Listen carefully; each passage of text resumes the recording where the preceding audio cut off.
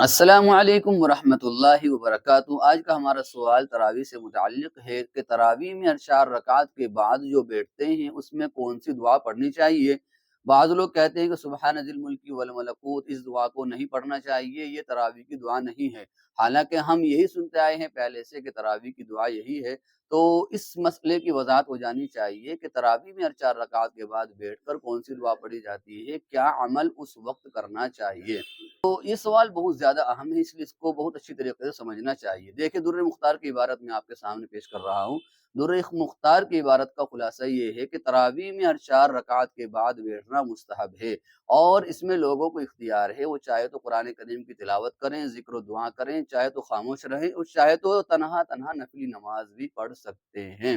تو جو دعا اشتہارات وغیرہ میں لکھی ہوئی ہوتی ہے تراویح کے لیے، سبحان ذی الملک والملکوت، یہ اس موقع پر پڑھنے کے لیے منقول نہیں ہے، اور یہ کوئی مسنون دعا نہیں ہے۔ بلکہ صحیح بات یہی ہے کہ تراویح میں ہر ترویح میں، یعنی تراویح کی ہر 4 رکعات کے بعد جب بیٹھتے ہیں تو کوئی بھی دعا پڑھی جا سکتی ہے، خاموش بھی رہ سکتے ہیں، نفل نماز بھی پڑھ سکتے ہیں، کوئی اور عمل بھی کر سکتے ہیں۔ اور جو دعا مشہور ہے سبحان ذی الملک والملکوت، اس کے معنی چونکہ اچھے ہیں اور اللہ تعالیٰ کی شان عالی کو اس میں بہت اچھے الفاظ میں بیان کیا گیا ہے، اس وجہ سے لوگ اس کو پڑھتے ہیں۔ لیکن یہ تراویح کی دعا نہیں ہے، اس کو چاہو تو آپ تراویح کے وقت میں پڑھ سکتے ہو، چاہو تو عام وقت میں بھی اس کو پڑھ سکتے ہیں۔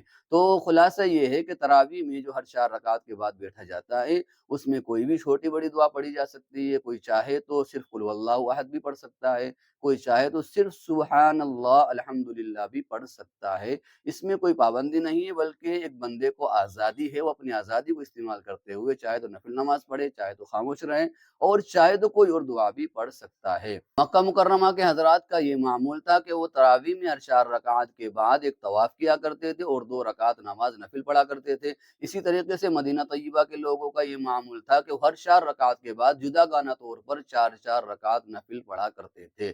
تو اس لیے آزادی ہے، آپ جو چاہیں وہ اس موقع پر کر سکتے ہیں، کوئی دعا متعین نہیں ہے، کوئی دعا منقول نہیں ہے، اور یہ سبحان ذی الملک والملکوت والی دعا بھی منقول نہیں ہے اس موقع پر پڑھنے کے لیے۔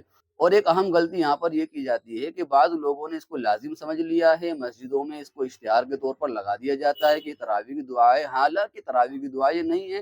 اور بعض مساجد کے اندر یوں بھی دیکھا گیا ہے کہ اس دعا کو امام حضرات بھی اور مقتدی حضرات بھی بلند آواز سے پڑھتے ہیں۔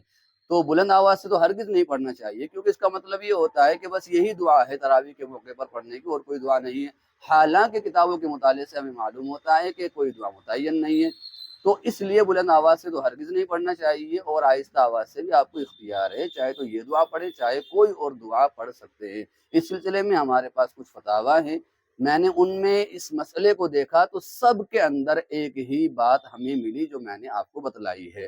میں نے تقریباً 7 8 کتابوں کا مطالعہ کیا اس چیز کو لے کر، سب کی سب کتابوں میں ایک ہی بات ملی ہے کہ جو در مختار کی عبارت سے معلوم ہوتا ہے کہ اس میں اختیار ہے، آپ تسبیح بھی پڑھ سکتے ہیں، ذکر و دعا اور تلاوت بھی کر سکتے ہیں، خاموش بھی بیٹھ سکتے ہیں، نفل نماز تنہائی پڑھ سکتے ہیں۔ آئیے ان کو بھی دیکھ لیتے ہیں۔ کتاب النوازل جلد نمبر 5 صفحہ نمبر 105، آپ یہاں پر بھی دیکھ سکتے ہیں۔ اس کا خلاصہ بھی یہی ہے کہ کوئی ذکر و عبادت متعین نہیں ہے۔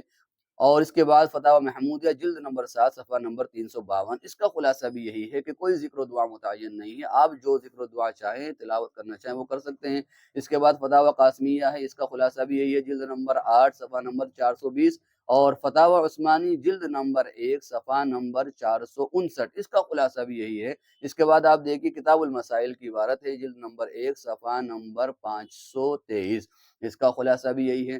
اس کے بعد آگے چلتے ہیں، جامعۃ العلوم بنور ٹاؤن کا فتویٰ بھی آپ دیکھ سکتے ہیں، اس کا خلاصہ بھی یہی ہے کہ کوئی ذکر و دعا اس موقع پر متعین ہے ہی نہیں، آپ جو ذکر و دعا کرنا چاہیں وہ ذکر و دعا کر سکتے ہیں، وہ تلاوت کر سکتے ہیں، خاموش بیٹھ سکتے ہیں۔